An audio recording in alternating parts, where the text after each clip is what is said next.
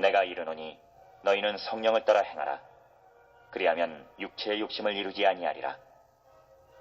육체의 소욕은 성령을 거스르고 성령은 육체를 거스르나니 이 둘이 서로 대적하므로 너희가 원하는 것을 하지 못하게 하려 함이니라. 너희가 만일 성령의 인도하시는 바가 되면 율법 아래에 있지 아니하리라.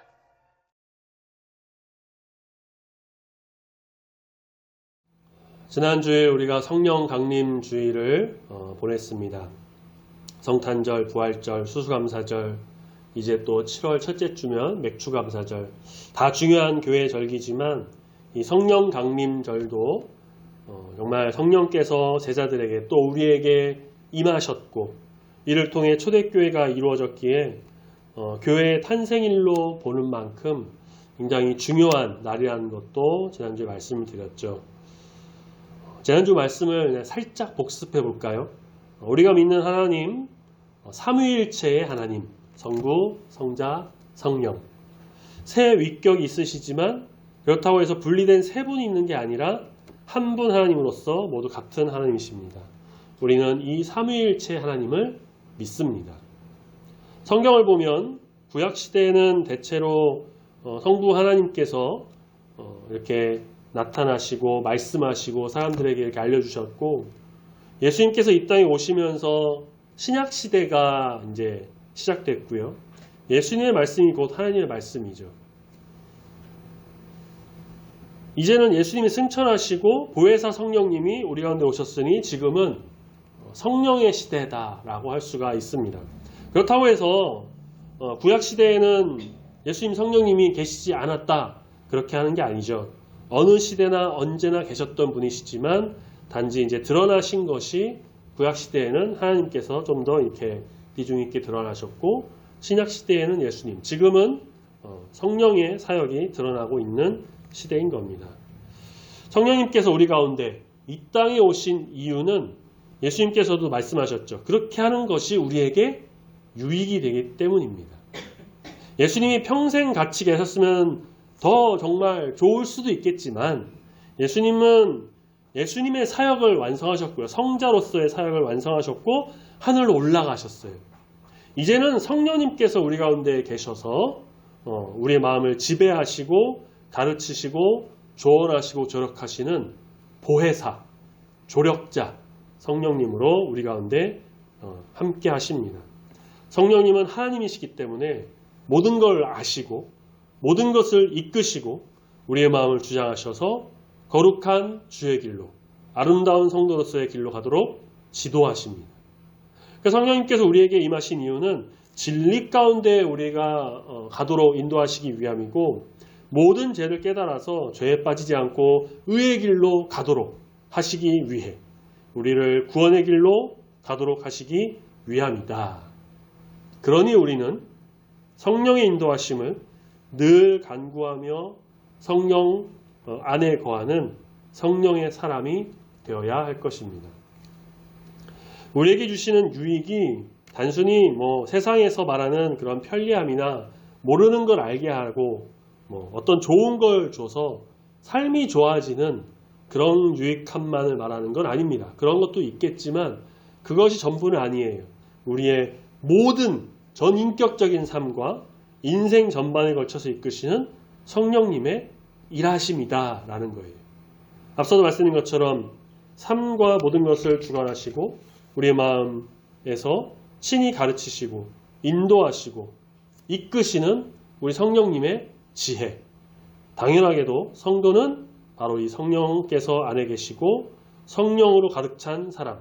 오늘 설교 제목에 나오는 것처럼 성령 충만한 성도가 되어야 할 것입니다. 충만이란 채우다, 가득하다의 충과 차다, 또 가득 차 있다, 그런 만, 비슷한 의미죠. 비슷한 의미의 두 낱말이 만나서 충만이라는 한 단어, 한껏 차서 가득하다라는 뜻의 이런 말이 되었습니다. 한자어다 보니까 우리가 사실 일상생활에서 그렇게 자주 사용하는 단어는 아닌 것 같다는 생각도 들어요. 저도 그런 말을 평상시에 자주 사용하는지도 않는 것 같고 그렇게 많이 들어보는 것도 아닌 것 같아요. 그런데 교회에서는 좀 다르죠.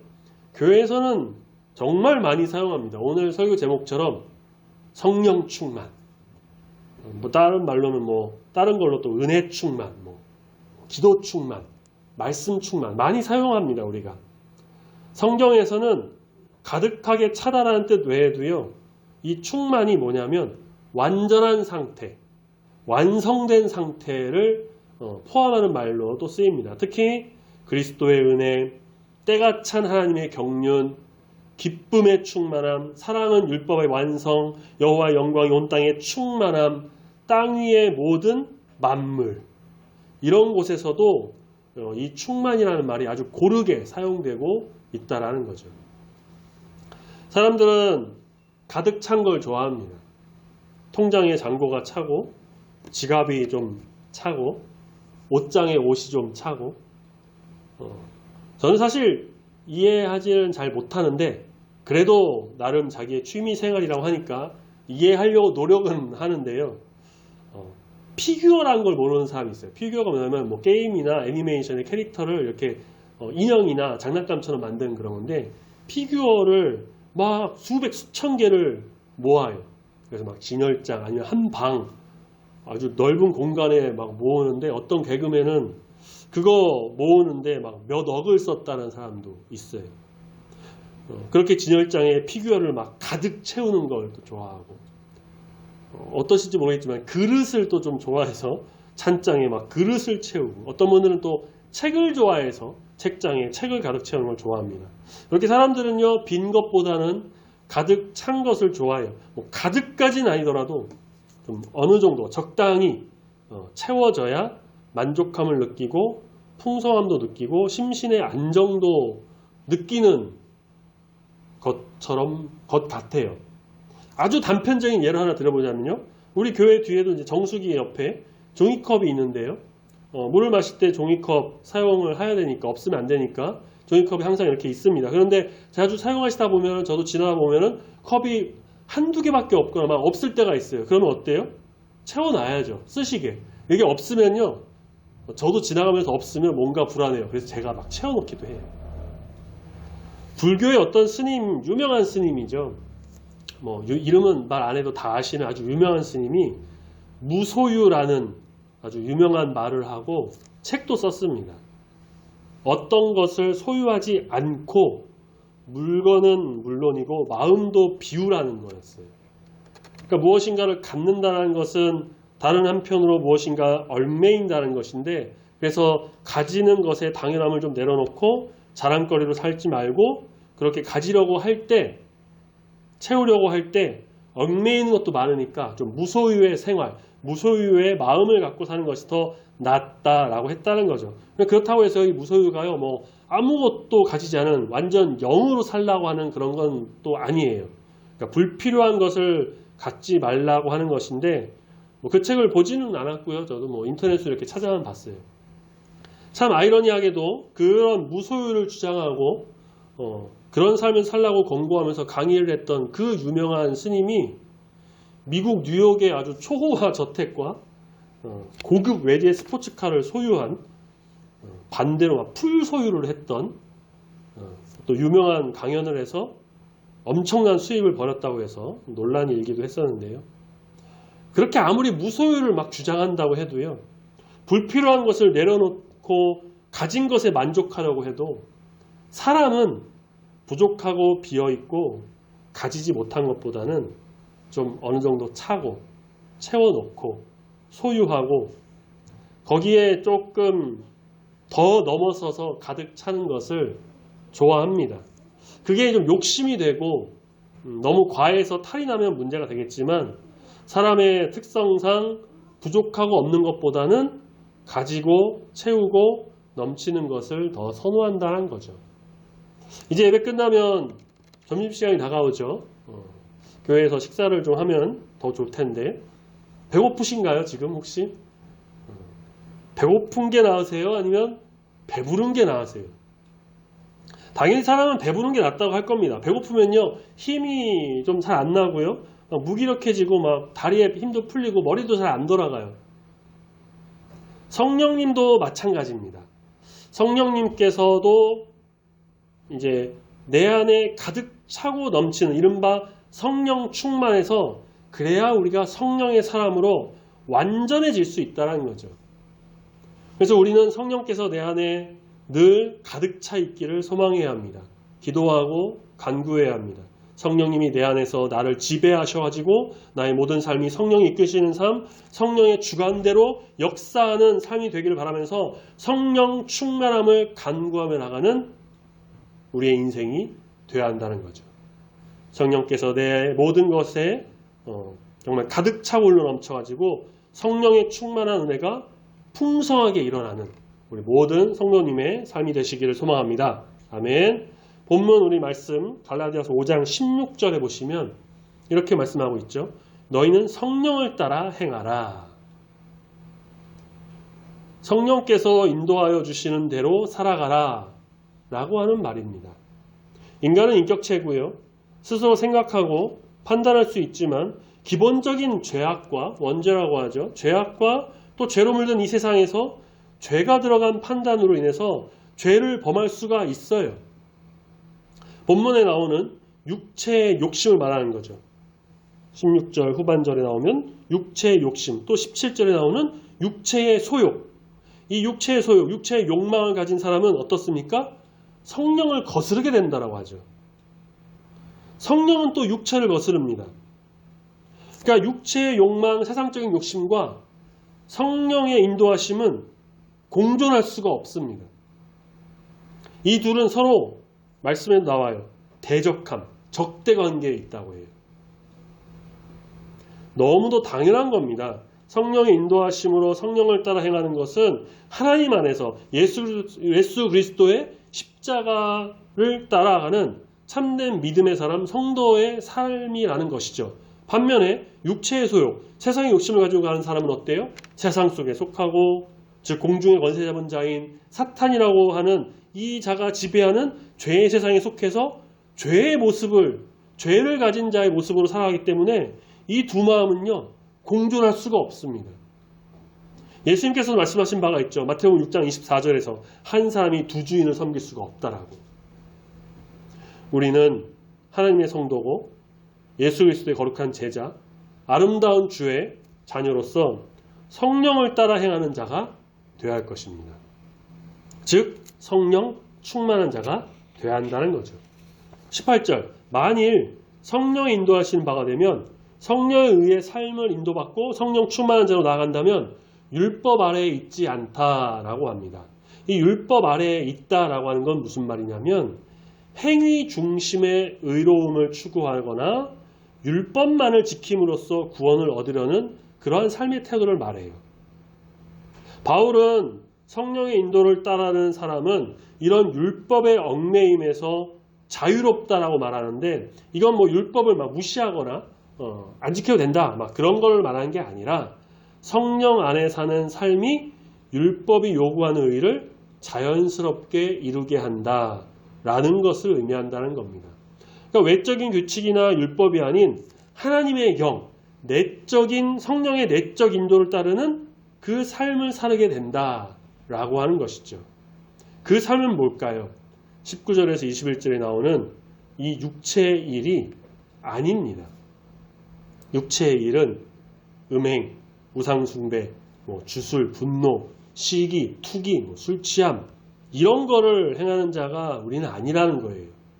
오직 성령의 충만함을 받아 사랑과 희락과 화평, 오래 참음과 자비와 양선, 충성과 온유와 절제, 바로 이 성령의 열매를 맺는 성령의 사람, 성령 충만한 사람이다 라는 것을 우리는 꼭 기억해야 할 것입니다. 지난주에도 말씀드린 것 중에 성령을 자꾸 막 받으라고 하는 사람이 좀 있죠. 성령은 내가 받고 싶다고 해서 받고 남이 받으라고 해서 받고 그런 분이 아니십니다. 성령님은 하나님이시고 전능하신 분, 태초부터 지금까지 존재하신 영원하신 분이시죠. 감히 피조물인 우리가 함부로 막 주고받고 그렇게 할 수 있는 분이 아니에요. 또 성도들에게 자꾸 성령 받으라고 하는데 우리는 이미 성령을 받았습니다.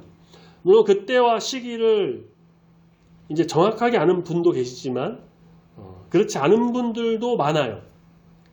언제였는지 모르는 어떤 시점, 나도 알지 못하는 어느 순간에 성령께서 임하셨습니다. 그때가 유초등부 여름성교학교였을 수도 있고요. 중고등부 여름 수련회였을 수도 있고요.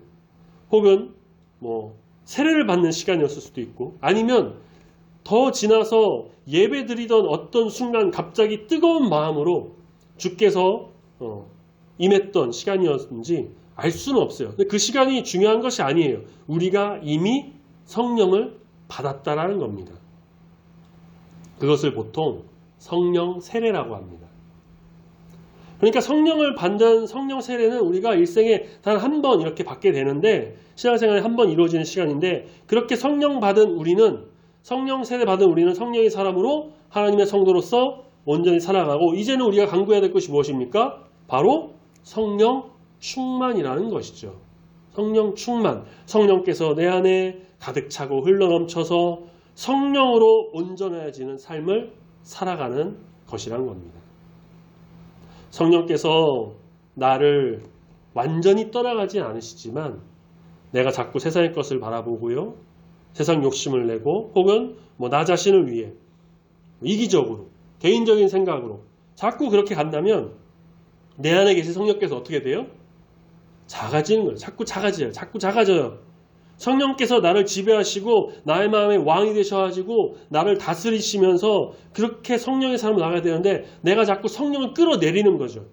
나 자신이 왕이 되어갖고, 혹은 세상이 원하는 것, 서두에 말씀드린 어떤 내가 막 채우고 싶어하는 돈, 명예, 물질, 피규어, 취미생활, 운동, 이런 것들이 막 들어서게 되면요, 성령께서 내 안에 머물 곳이 점점점 줄어들고 저 뒤로 한켠으로 밀려나게 된다는 겁니다. 성령의 영향력이 내 안에서 작아집니다. 성령께서 이끄셔야 하는 내가 세상에 휩쓸리고 내 판단과 영향력 아래에서 내 마음대로 움직이게 돼요. 자, 그러면 어떻게 될까요? 그건 사탄이 아주 원하는 방향으로 흘러가는 거죠. 주일 저녁 예배 시간에도요, 우리가 보는 이 다윗의 죄를 좀 봤는데, 지난 몇 주간 동안 그 말씀에서도 드린 바가 있어요. 사탄이 비집고 들어가려는 그 틈, 아주 작은 틈, 계속 생기는 겁니다. 그 틈으로 사탄이 죄를 막 쑤셔 넣습니다. 세상의 것이 막 들이밀어요.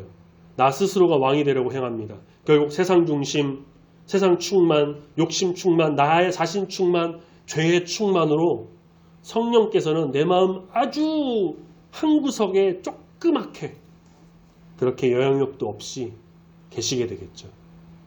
그러면 본문 말씀해 보신 것처럼 육체의 욕심이 막 일어나는 겁니다. 성령의 열매를 맺는 게 아니고요, 19절에서 21절까지 나오는 육체의 소욕이 일어납니다. 더러운 것, 호색, 원수 맺고, 분열, 방탕함, 술 취함 등등. 우리의 삶은 어디로 가고 있습니까? 우리의 마음에는 누가 계십니까?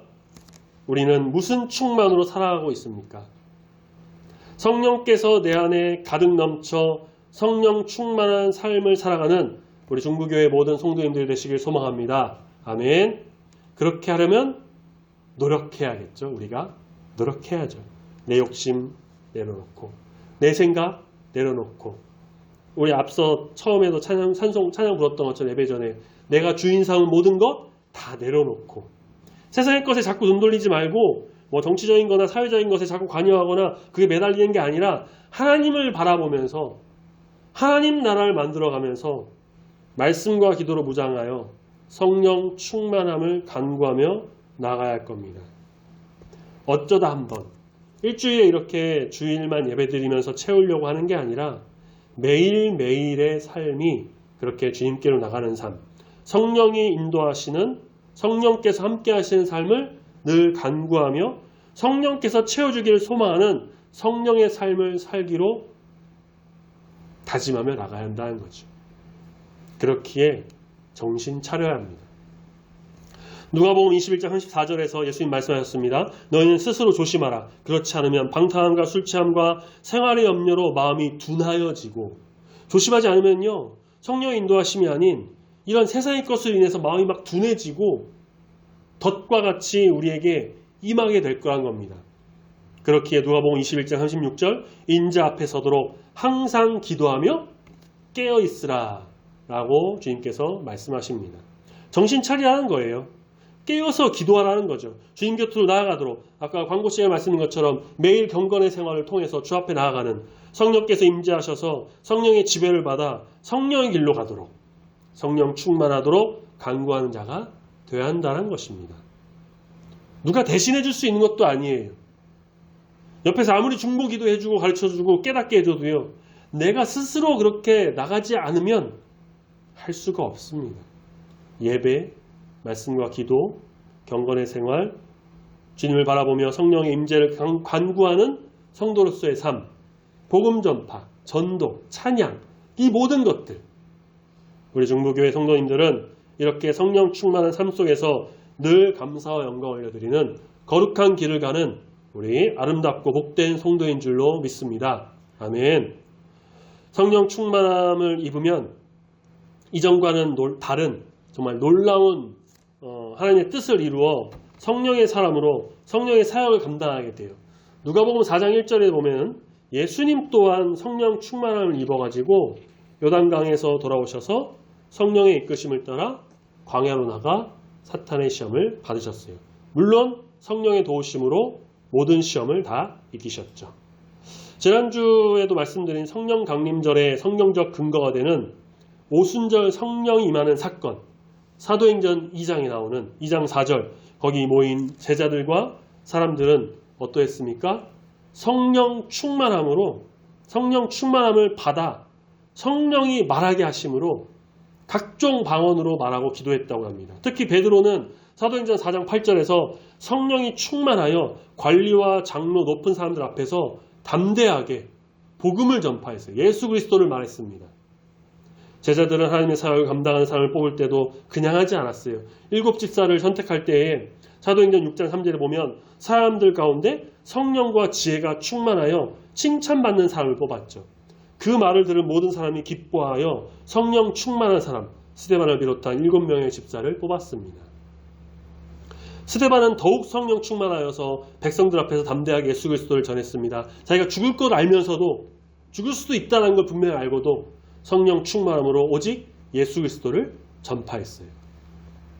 초대교회에 많은 도움을 주고 바울의 선교 사역에 동참했던 우리가 잘 아는 바나바, 그를 소개할 때 뭐라고 하냐면요, 사도행전 11장 24절에서 성령과 믿음이 충만한 사람이다 라고 해요. 바울도 마찬가지입니다. 회심하기 전 바울은 어땠습니까? 하나님은 믿었죠. 구약을 믿는 바리새인이었어요. 근데 예수님은 반대했습니다. 예수님 안 믿고요. 예수님 믿는 그리스도인들을 막 핍박하는 사람이었습니다. 그런데 그가 회심 이후에는 성령이 그에게 임하여서 성령 충만함으로 모든 사역을 감당합니다. 성령이 아니었다면 할 수 없는 것들을 다 해냅니다. 사도행전 13장 9절 성령이 충만한 그를 사람들이 주목하였고 그가 가는 곳에 세워진 교회의 성도와 제자들은 사도행전 13장 52절 기쁨과 성령이 충만했다라고 합니다. 바울은 말합니다. 에베소서 5장 18절에서 술 취하지 말라 이는 방탕한 것이니 오직 성령으로 충만함을 받으라. 우리는 성령의 사람입니다. 성도라면 성령께서 그 안에 계시고 완전하고 완벽하게 지배하셔서 성령으로 이끄는 사람입니다. 에베소서 5장 18절에서 술 취하지 말라고 해서 이게 단순히 그냥 술에 관해서만 생각하는 그럴 게 아니고요. 다른 건 괜찮아 라고 보는 게 아니고 여기서 말하는 술은 세상의 유혹과 죄와 욕심 전반적인 것을 다 포함하는 일종의 대명사인 거죠. 다시 말해 우리는 세상의 것에 취해서 세상에 막 놀아나고 세상의 것, 나만의 것, 막 갖고 싶은 것, 인간적인 사상 그런 것들에서 벗어나서 성령의 지배를 받아서 성령의 충만함을 받는 자가 되어야 한다는 것입니다. 에베소서 5장 그 바로 앞전 17절에서 어리석은 자가 되지 말고 오직 주의 뜻이 무엇인지를 이해하라 라고 말씀하고 있는데요. 주의 뜻이 뭡니까? 세상에서 명예와 권력 얻고 막 떵떵거리고 사는 것을 말하는 걸까요? 아니면 막 정치 참여하고 사회운동 참여하고 이름 날리고 사람들 막 앞에서 군중 앞에서 막 사람 모으고 심리 자극해갖고 자기 이익을 취하는 그런 게 하나님의 주의 뜻일까요? 아니면 다른 사람들은 뭐 어떻게 되는지 난 모르겠고 그냥 나만 아니면 돼. 나만 잘 살고 나의 이익 추구하고 내 이익 구하면서 그렇게 내 뜻과 내 마음대로 사는 것, 그걸 말한 걸까요? 주님의 뜻이 무엇인지 우리는 잘 이해해야 합니다. 주님의 뜻, 그것은 세상의 방탕함, 세상의 욕심, 그런 게 아니라 그거 버리고 그거 내려놓고 성령 충만함을 받은 성령의 사람으로 살아가라고 하는 것이 주의 뜻이라는 것을 우리는 알아야 합니다.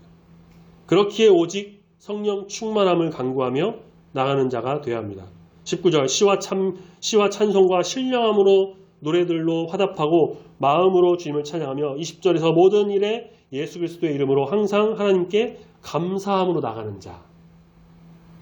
반복해서 말씀드리지만 성령 충만함을 입어 성령의 인도하심 속에 성령의 지배 속에 성령으로 완전해져서 성령의 사람으로 온전히 세워지는 우리 중부교회 모든 성도님들이 되시길 소망합니다. 아멘. 성령님이 아니면 안 돼요.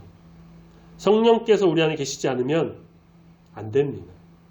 성령의 임재를 늘 간구하면서 성령 충만한 자로 거듭나야 새 사람으로 변화되고 이 땅 가운데 하나님의 뜻을, 비전을 성취할 수가 있는 겁니다.